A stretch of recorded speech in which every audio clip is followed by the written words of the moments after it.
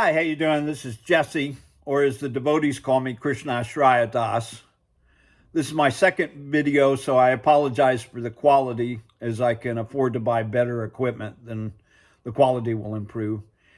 Anyway, I was going to sing a nice devotional song and then do some reading and some talking.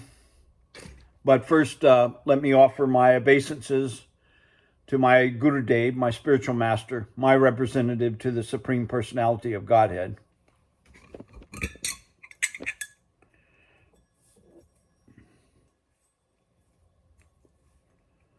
So I was going to have musical accompaniment with kartals.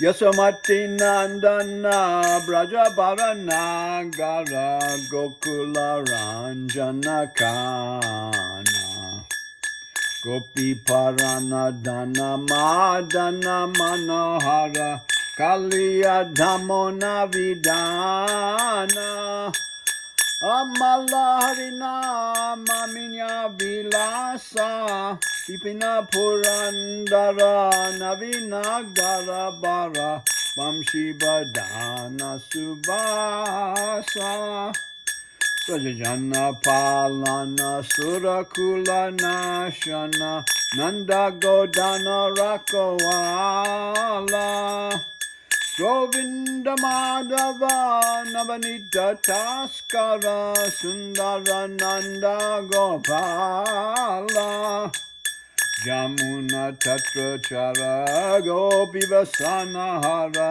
Rasa Rasika Kripa Moya Sri Radha Balaba Vrindavana Natabara Bhakati Vinoda Shraya Bhakti Vinoda Shraya.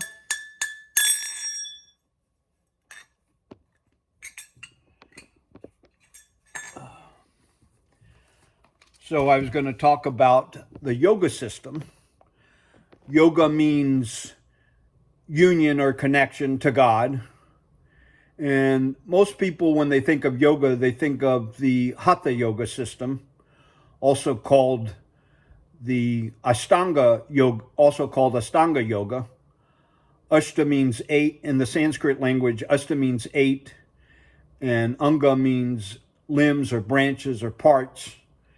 So the 8 parts are, number 1, yama. Yama means physical regulation, like being a vegetarian and not becoming intoxicated and like that. And then number 2 is niyama. Niyama means spiritual practices, like getting up in the morning and offering prayers and meditating, and then in the evening doing different prayers and meditating and like that. And then number 3 is asan. Asan means different postures to help discipline the body. And there's always the body-mind connection. And then pranayam. Number 4, pranayam. Pranayam means doing different practices to help regulate the pranas, the life airs. And then number 5, pratyahara. Pratyahara means withdrawing the senses from the sense objects, learning to focus more inward and like that. Then number 6 is dharana. Dharana means more of concentrating within the mind and focusing. And then number 7, dhyana. Dhyana means meditation, also called smaranam. And then finally, number 8, samadhi. Samadhi means a complete spiritual absorption, God consciousness, as one is eating, as one is walking, as one is doing one's different activities. You're still absorbed in this high spiritual transcendental consciousness. So I was going to read from the famous, renowned, great book of wisdom from India called Bhagavad Gita. This Bhagavad Gita is written, there's many versions of Bhagavad Gita. In India, there's two schools, the Bhagavad school, or Vaishnavas or Bhaktas, and the Mayavadis. The Mayavadis say that it's all one and that there's no real personality, and we disagree with that. We say that everything has a personal aspect. Everything is personal. And then, of course, God is the supreme person, the supreme personality of Godhead. So this is not written by a Mayavadi like most versions of Bhagavad Gita are. This is written by a Vaishnava, a Bhakta, a great Acharya. And so it has Sanskrit, and then it has translations in English and commentaries in English, and it's been translated into other languages too. So,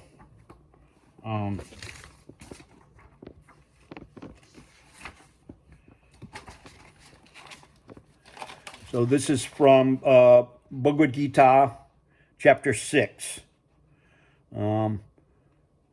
First text 11 and 12, and then more. Suchau deshe pratisthapya stiram atmanam atmanaha nat uchtrita nati nichang chailagina kushotaram tatrai kagram manakritva yata chitendriya kriyaha upa vishyame yunj yad yogam atma vishuddhaye. So the translation into English is, to practice yoga, one should go to a secluded place and should lay kusha grass on the ground and then cover it with deerskin and a soft cloth.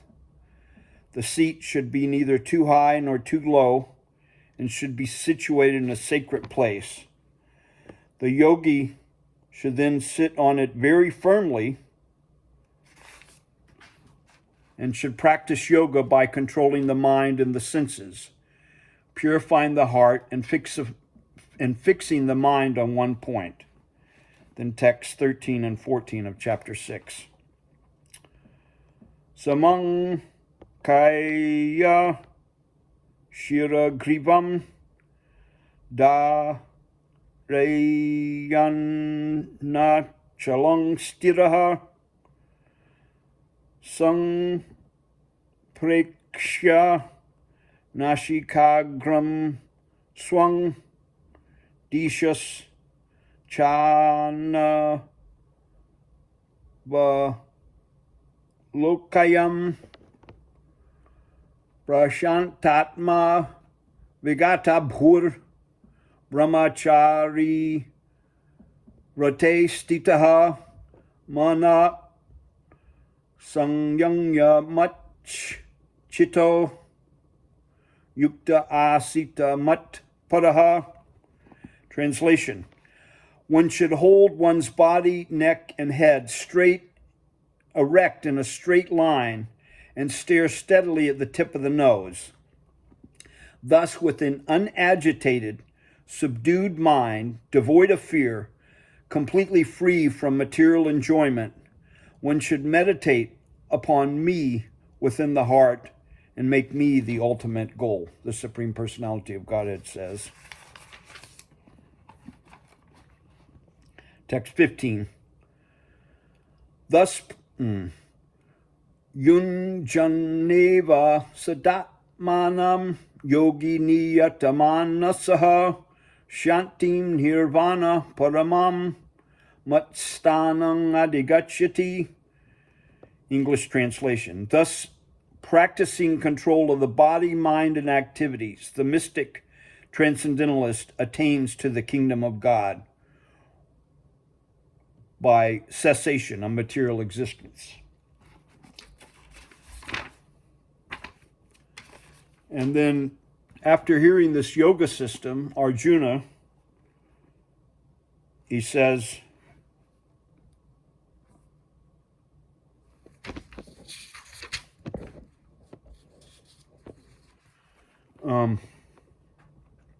Arjuna avacham, in text number 33 of chapter 6. Arjuna avacham yogyang yogas tvaya prokta samyena madhusudana etasyaham na pashyami chanchalatfat stiting stiram. Translation. Arjuna said, O Madhusudana, the system of yoga which you have summarized appears impractical and undurable to me, for the mind is restless and unsteady. In text number 34, Chanchalang hi manak Krishna pramati palavat tritam tashyaham nigraham hanye vayor iva shaduskaram. Translation. For the mind is restless, turbulent, obstinate, and very strong, O Krishna. And to subdue it, it seems to me, more difficult than controlling the wind. So then the reply is, Sri Bhagavan Uvacha Asangshayang Mahabhaho Mana Durnigraham Chalam Abhyasena tu Kaunteya Varhagyena Chugriyate. So the English translation of that is, Bhagavan, the Blessed Lord, said, O mighty armed son of Kunti, it is undoubtedly very difficult to curb the restless mind, but it is possible by constant practice and by detachment.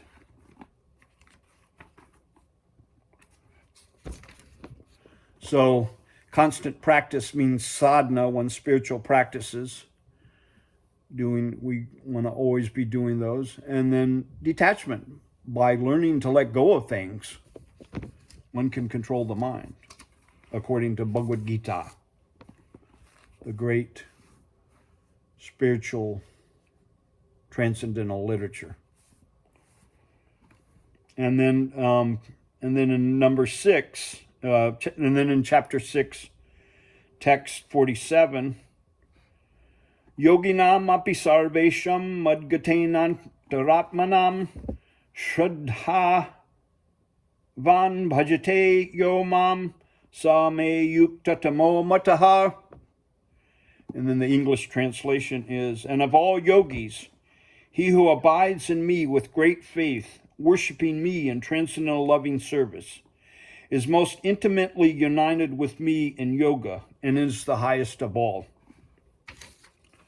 So that brings us to another type of yoga, Bhakti Yoga. And it's saying in the Bhagavad Gita that the person practicing Bhakti Yoga, that's the highest type of yogi. So what is Bhakti Yoga? Well, in the great transcendental literature, one of the 18 Puranas, also the author of all the Vedic literatures is Dvaipana Vyasadeva. And Dvaipana Vyasadeva wrote all the Vedas, and then there's the supplement to the Vedas, the 108 Upanishads, and then there's the Vedic histories and literatures, Vedic literatures, the 18 Puranas, and And then he summarized all the Vedas in what's called the Vedanta Sutra. So there's many different commentaries on the Vedanta Sutra, especially the Mayavadi school has Shariraka Bhashya by Shankaracharya, who they believe, the Mayavadis believe it's all one, and that there's no all so-called personality. The whole universe is false. That spirit is truth, Brahma Satya Jagan Mitra. Spirit is truth, the universe is false. We say, yeah, spirit is truth is one aspect of the truth, and we agree with that, partially agree with that. But Jagan Mitra, the universe is false, we disagree with that. The universe is really here. It's illusory in the sense that it's ever-changing, temporary. So anyway, then in the Bhagavat Purana, so the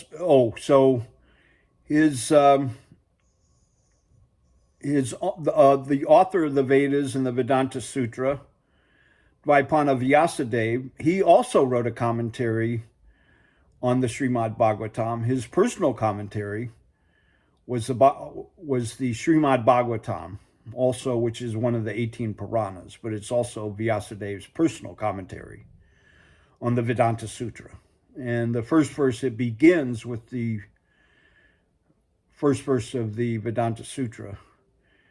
And so anyway, this Srimad Bhagavatam, this Bhagavat Purana, this is the 7th volume or canto, chapter 5. And then I'm starting with texts 23 and 24, talking about Bhakti Yoga. So, Shri Purana Uvacha Shravanam Kirtanam Vishnaho Smaranam Padasevanam Archanam Vandanam Tashyam Shankyam Atma Nivedanam Ittipung Sarpita Vishnu Bhaktis Chaina Valakshana Kriyeta Bhagavat Gada Tanmanye Dhitamutamam. So the translation is, the great devotee Prahlad Maharaj said, number 1, hearing, and number 2, chanting about the transcendental holy name, form, qualities, paraphernalia, and pastimes of Lord Vishnu or Krishna, remembering them. Number 3, serving the lotus feet of the Lord. Number 4, offering the Lord respectful worship with 16 types of paraphernalia. What is that? 1, 2, 3. Number 6, offering prayers to the Lord, praying to the Lord. 1, 2, 3, 4, 5. Number 7. Number 8,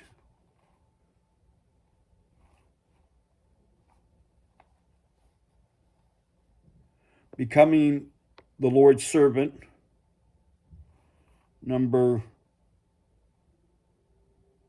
Or that would be number 7. And then number 8, considering the Lord's one's best friend. And number 9, surrendering everything unto the Lord. In other words, serving him with the body, mind, and words. Then he says, these 9 processes are accepted as pure devotional service, also called Bhakti Yoga. One who has dedicated his life to the service of the Supreme Personality of Godhead through these 9 methods should be understood to be the most learned person, for such a person has acquired complete knowledge. So that's Bhakti Yoga. And then one of the 9 processes of devotional service is Archanam. And that can also be sometimes referred to as Kriya Yoga. So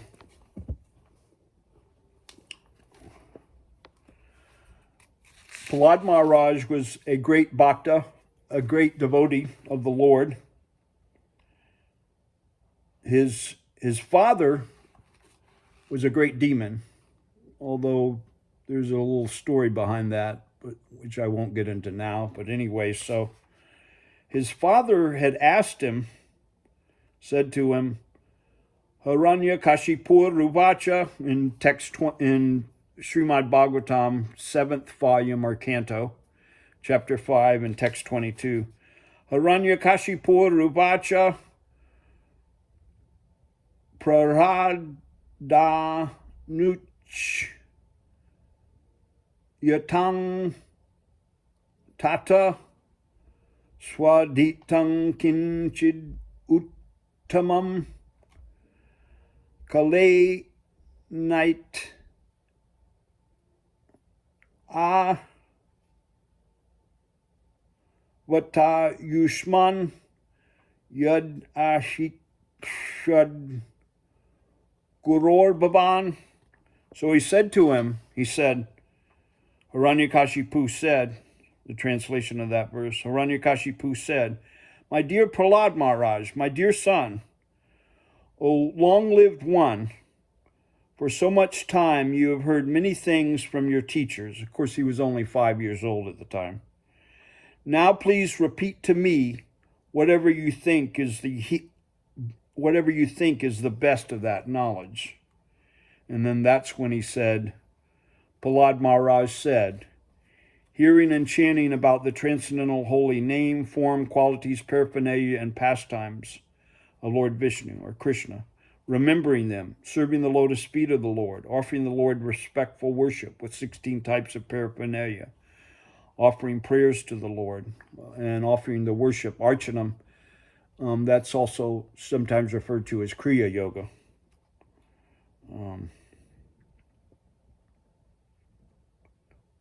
Offering prayers to the Lord, becoming the Lord's servant, considering the Lord as one's best friend, and surrendering everything unto him. In other words, serving the Lord with the body, mind, and words. These 9 processes are accepted as pure devotional service, or bhakti yoga. One who has dedicated his life to the service of the Supreme Personality of Godhead through these 9 methods should be understood to be the most learned person, for he has acquired complete knowledge. So that is the yoga system explained. And I ask you, please subscribe to my channel, and please give this YouTube video a like. Please subscribe to my YouTube channel, and please give this video a like. I hope all of you have a good day, and I hope you the best of health. And this is the end of my second video, and thank you. Bye-bye.